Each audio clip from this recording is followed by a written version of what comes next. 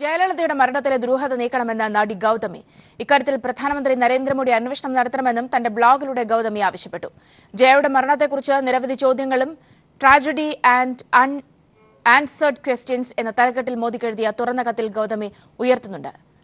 വിവരങ്ങളുമായി മനു ശങ്കർ ചേരുന്നുണ്ട്. മനു, ഒരുപക്ഷെ ജയലളിതയുടെ മരണവുമായി ബന്ധപ്പെട്ട് അതിനുശേഷം വലിയ സംശയങ്ങൾ ആദ്യം മുതൽ തന്നെ മരണം സംഭവിച്ച ഉടനെ തന്നെ പല നേതാക്കളും ഒക്കെ തന്നെയും പറഞ്ഞിരുന്നു. ഒരുപക്ഷെ അതിന്റെ ഒരു തുടർച്ച എന്നോണം ഇപ്പോൾ ഇങ്ങനെ ഒരു ആവശ്യം ഗൗതമി മുന്നോട്ട് വയ്ക്കുന്നു.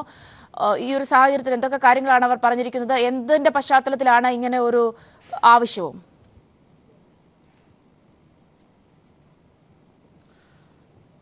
സൗമ്യ, ഔദ്യോഗിക ബ്ലോഗിലൂടെ തന്നെയാണ് ചലച്ചിത്ര നടി ഗൗതമി തമിഴ്നാട് മുഖ്യമന്ത്രിയായിരുന്ന ജയലളിതയുടെ മരണത്തിൽ ദുരൂഹതയുണ്ടെന്നും ഇക്കാര്യത്തിൽ അന്വേഷണം നടത്തണമെന്നും പ്രധാനമന്ത്രിയോട് ആവശ്യപ്പെടുന്നതായി കത്ത് രൂപത്തിൽ ബ്ലോഗിൽ വ്യക്തമാക്കിയിരിക്കുന്നത്. ഇതിൽ ഗൗതമി ചൂണ്ടിക്കാട്ടുന്ന കാര്യങ്ങൾ ഇവയെല്ലാമാണ്. ജയലളിതയെ ആശുപത്രിയിൽ പ്രവേശിപ്പിച്ചതു മുതൽ ചികിത്സ, രോഗം കുറഞ്ഞതായുള്ള വാർത്ത, അതോടൊപ്പം അപ്രതീക്ഷിത മരണം എന്നിവ സംബന്ധിച്ചുള്ള കാര്യങ്ങളിൽ വലിയ ദുരൂഹത നിലനിൽക്കുന്നതായാണ് ഈ വാർത്തകളെല്ലാം പുറത്തു വന്ന സാഹചര്യത്തിൽ വ്യക്തമായത്. അതിനാൽ തന്നെ ഇക്കാര്യത്തിൽ കൃത്യമായ ഒരു അന്വേഷണം നടത്താൻ പ്രധാനമന്ത്രിയുടെ ഓഫീസ് തന്നെ ഒരു നിർദ്ദേശം നൽകണമെന്നാണ് ഗൗതമി ഔദ്യോഗിക ബ്ലോഗിലൂടെ ആവശ്യപ്പെടുന്നത്. ചികിത്സയിലായിരുന്ന സമയത്ത് ജയലളിതയെ കാണാൻ ആരെയും അനുവദിച്ചിരുന്നില്ല. പ്രമുഖരായ പലരും ജയലളിതയെ സന്ദർശിക്കാൻ ആശുപത്രിയിൽ എത്തിയിരുന്നുവെങ്കിലും ആർക്കും ജയലളിതയെ നേരിട്ട് കാണുന്നതിന് ഒരു അവസരം ലഭിച്ചിരുന്നില്ല എന്നാണ് ഗൗതമി ചൂണ്ടിക്കാട്ടുന്നത്. തമിഴ്നാടിന്റെ പ്രിയപ്പെട്ട മുഖ്യമന്ത്രിയും അതോടൊപ്പം മറ്റുള്ളവരിൽ നിന്ന് അകറ്റി നിർത്തിയത് എന്തിനായിരുന്നു എന്നും ഗൗതമി ചൂണ്ടിക്കാട്ടുന്നു. ഈ ഒരു സാഹചര്യത്തിൽ വലിയ ഗൗരവകരവും അതോടൊപ്പം സംശയമുണർത്തുന്ന കാര്യങ്ങളുമാണ് നടന്നിട്ടുള്ളത് എന്നാണ് ഗൗതമി വ്യക്തമാക്കുന്നത്.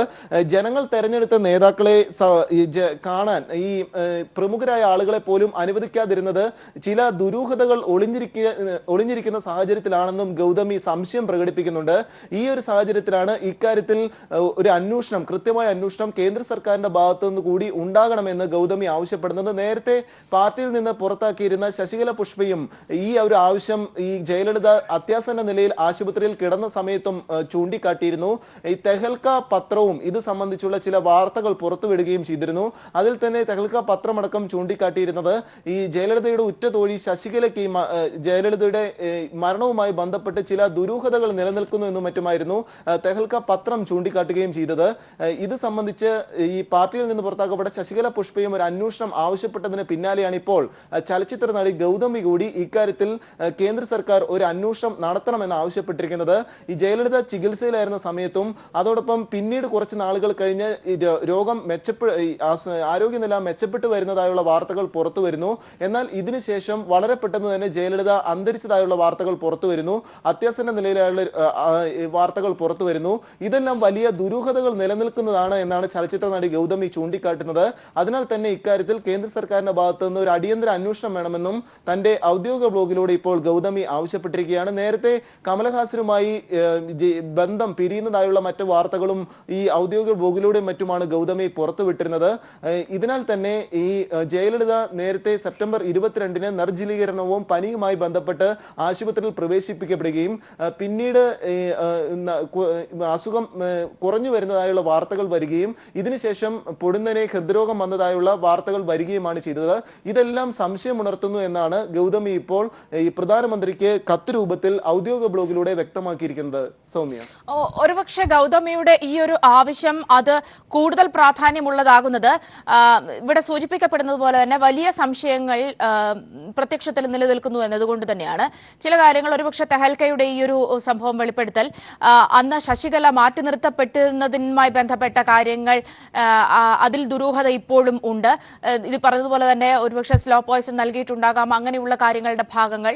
ഒപ്പം തന്നെ സെപ്റ്റിസീമിയ പോലെയുള്ള ഗൗരവതരമായ രോഗം ആയിരുന്നു ജയലളിതയ്ക്ക്, എന്നാൽ അതിനെ പോലും റിക്കവർ ചെയ്ത ഒരാൾക്ക് എങ്ങനെ പെട്ടെന്ന് ഒരു കാർഡിയാക് അറസ്റ്റ് ഉണ്ടാകുന്നു, അത് മരണത്തിലേക്ക് നയിക്കുന്നു എന്നതടക്കമുള്ള കാര്യങ്ങൾ, ഇപ്പോഴും രോഗവുമായി ബന്ധപ്പെട്ട കാര്യങ്ങൾ പൂർണ്ണമായും പുറത്തു വരാത്ത പശ്ചാത്തലങ്ങൾ, ഇങ്ങനെ ഗൗതമിയുടെ ഈ ഒരു ആവശ്യം അവരുടെ മാത്രം ആവശ്യമായി അല്ലെങ്കിൽ അവരുടെ മാത്രം ഒരു സംശയമായി അല്ലാതെ നിലനിൽക്കുന്നതിനുള്ള ഒരു സാഹചര്യങ്ങൾ കൂടി എങ്ങനെയാണ് മനു?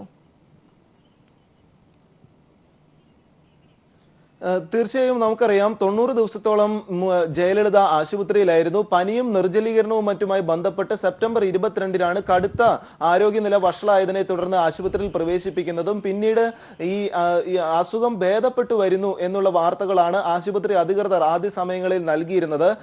ഇതിനുശേഷമാണ് പിന്നീട് ഹൃദയാഘാതം ഉണ്ടായതായി കഴിഞ്ഞ ദിവസങ്ങളിൽ വാർത്ത വരികയും പിന്നീട് മണിക്കൂറുകൾക്ക് ശേഷം അത്യാസന്ന നിലയിലേക്ക് ജയലളിതയുടെ ആരോഗ്യസ്ഥിതി എന്നും പിന്നീട് മരണപ്പെട്ടു എന്നുള്ള വാർത്തയും അപ്പോളോ ആശുപത്രി അധികൃതർ തന്നെ സ്ഥിരീകരിക്കുകയും ചെയ്തത്.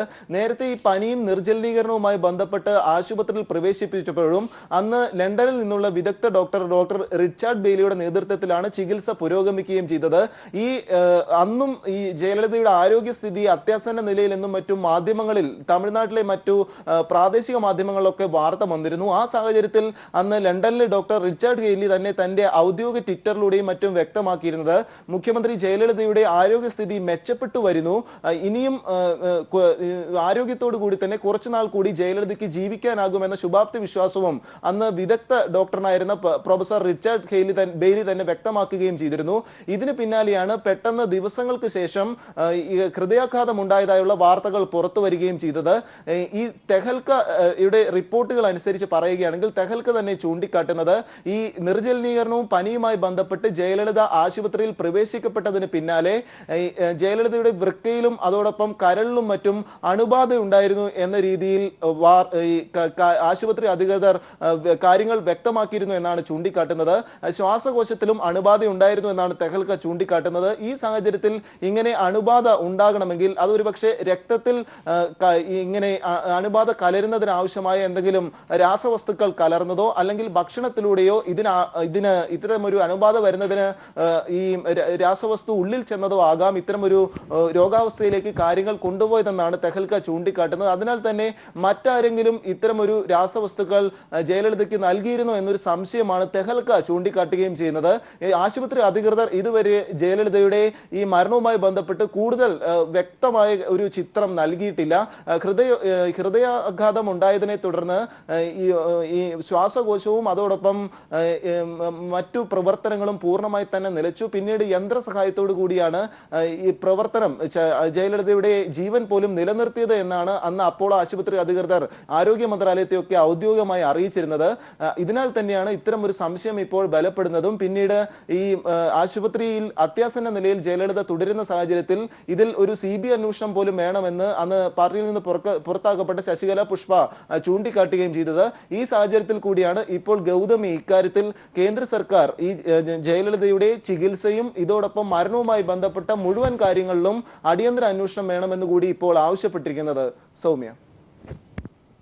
മനുശങ്കറാണ് വിവരങ്ങൾ നൽകിയത്. ഏതായാലും അടിയന്തരമായി ജയലളിതയുടെ മരണവുമായി ബന്ധപ്പെട്ട കാര്യങ്ങളിൽ അന്വേഷണം വേണമെന്നാണ് നടി ഗൗതമി പ്രധാനമന്ത്രിയോട് ആവശ്യപ്പെട്ടിട്ടുള്ളത്.